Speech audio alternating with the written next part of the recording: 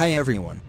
In this video, we will show you how to set power button to end calls in Samsung Galaxy A15 smartphone.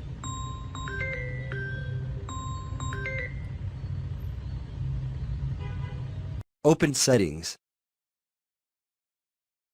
Tap on Accessibility.